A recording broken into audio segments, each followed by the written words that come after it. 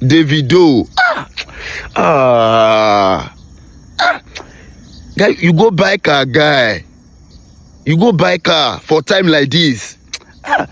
See, when I see that thing, I feel really, really bad. Buying a car of almost $1 million at a time like this when Nigeria still mourn their ex-president. That thing, show your lack of emotional intelligence.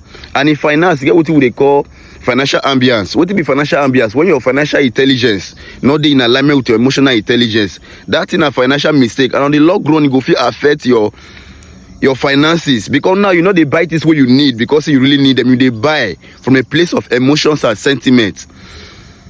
I don't really expect this kind of thing from you because Nigerians, they go through a lot at this particular point, and the least will be say I really expect for you now to they celebrate why the rest of Nigerians they mourn.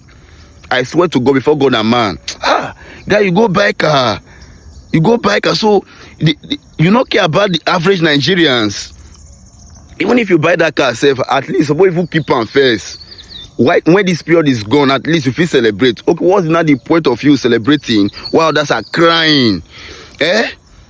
Nigerians are crying, and you go buy car, guy. You they go buy car.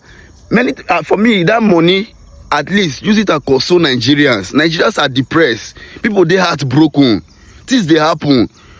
See Warri refinery not functioning.